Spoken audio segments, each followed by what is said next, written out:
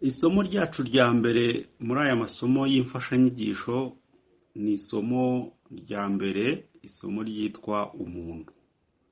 Mu buryo bw'abantu tuzi yuko umuntu ari ugenda uvuga, ubyara, akabyarwa, akavuka hagati y'umugabo n'umugore, akitwa umwana, agakura, nawe akabyara. Twifashishije igitabo cya Bibiliya, reka dufatanye tumenye n'iki Imana yita umuntu. Turasoma muri Yakobo igice cya 3 umurongo wa 13 kugeza ku wa 17.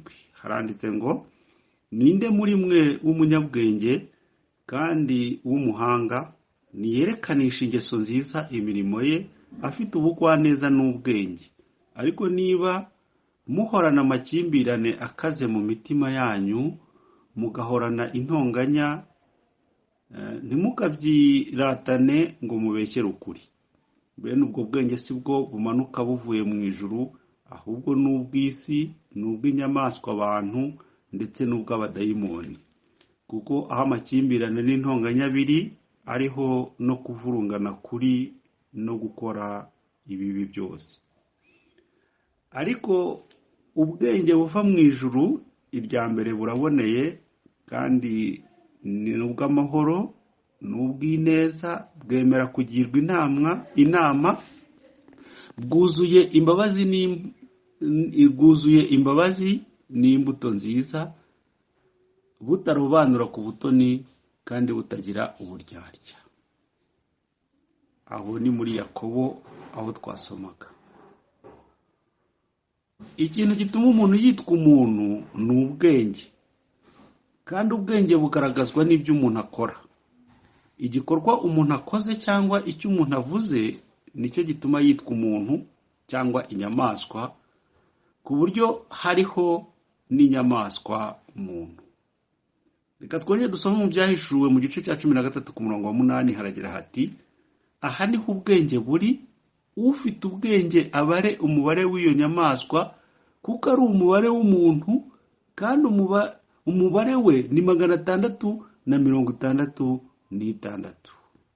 Nituziga imibare muzasobanukirwa yuko uyu mubare 666 ni umuntu koko. Ariko uyu munsi nkubajije, uyu muntu ufite uyu mubare 666 ninde?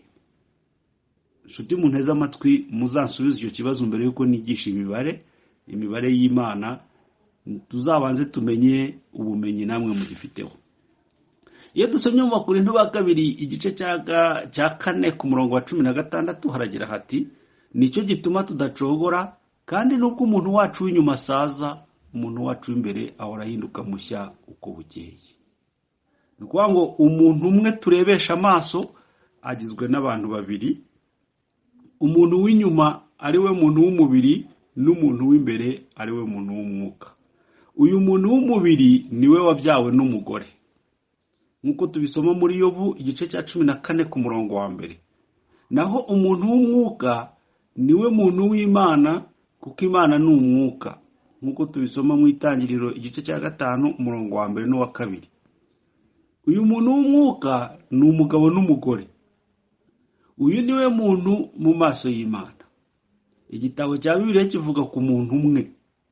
Niba turi gusoma Bibiliya, tujye tumenya ko ari wowe muntu uri gusoma, uri kubwirwa. Ibyo usoma muri Bibiliya ntabwo bibwirwa abantu benshi, kuko Imana uwo yita umuntu ni uyu muntu w'imbere, nawe Imana iri kuvugana nawe.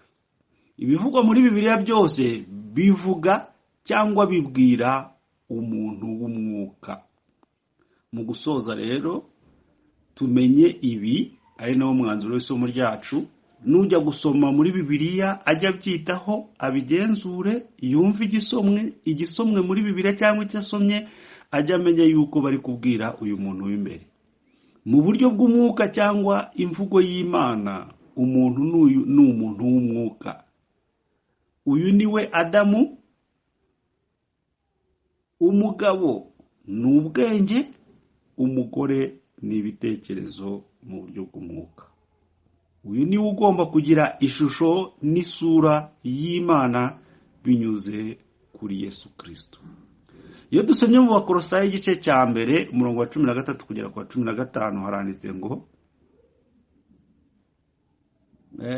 mu Bakolosayi igice cya mbere umurongo wa 13 kugeza ku wa 15 haratwereka yuko igihe uyu muntu yacumuye, gucumura ni ukwinjiza muri wowe ubwenge bubi ugahinduka inyamaswa muntu, uba winjiye mu butware bw'umwijima.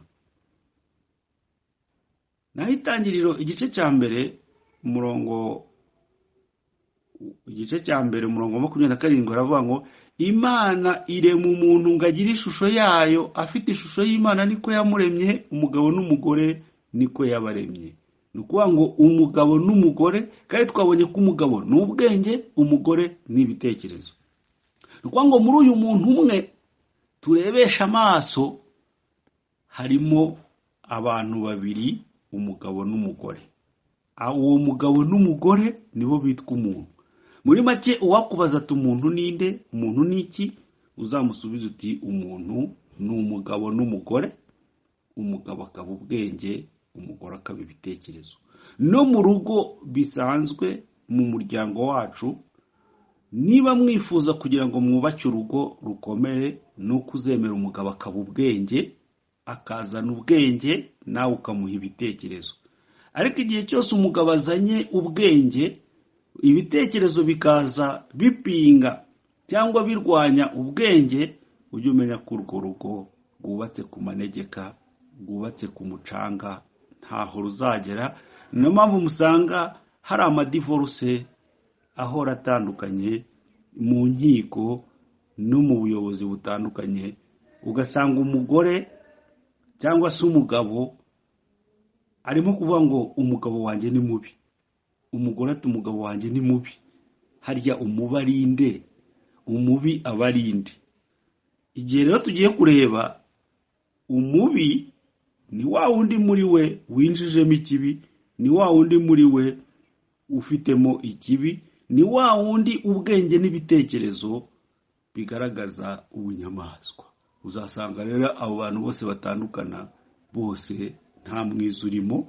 Ahubwo niba dushaka kugira ngo tube umuntu mwiza, niba dushaka kuba beza, duharanire yuko ubwenge n'ibitekerezo byacu bibamo ibyiza, ari ryo jambo ry'Imana, ari nawe muntu muzima Imana ireba mu maso yayo, uzahabwa umugisha. Nk'uko dusoma mu Itangiriro igice cya mbere umurongo wa 28 aravuga ngo Imana ibaha umugisha, Imana irababwira iti mwororoke mugwire mwuzure isi, mwimenyereze ibirimo, mutware amafi yo mu nyanja n'inyoni n'ibisiga byo mu kirere n'ibintu byose bifite ubugingo byigenza ku isi.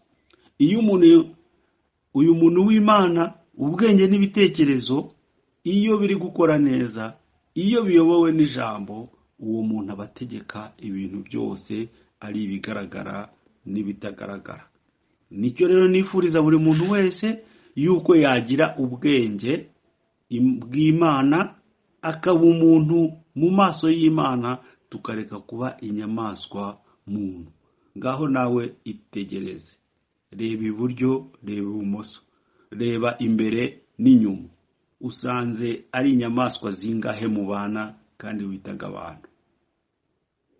Umutima wawe gusubize, menya uko ugendana na buri umwe wese, menya uko ubana na buri umwe wese, kuko buri umuntu wese w'Imana agomba kubana n'abantu bose amahoro, ukarirana n'abarira, ukishimana n'abishima, nk'uko igitabo cy'Abaroma kibivuga mu gice cya 12 uhereye ku murongo wa 14. Guhabwa umugisha ni ukugira ubwenge n'ibitekerezo by'Imana, muri make ukaba umuntu mu maso y'Imana, ukagira ishusho y'Imana muri wowe. Ishusho y'Imana ni imbere mu muntu, kuba ufite ubwenge n'ibitekerezo y'Imana, naho isura y'Imana ni mu bikorwa, ukagaragaza ibikorwa byiza, ukagaragaza gukora ibyiza, nguko kuba umuntu muzima imbere n'inyuma, utunganye, mu izina rya Yesu Kristo umwami wacu. Amena, amena.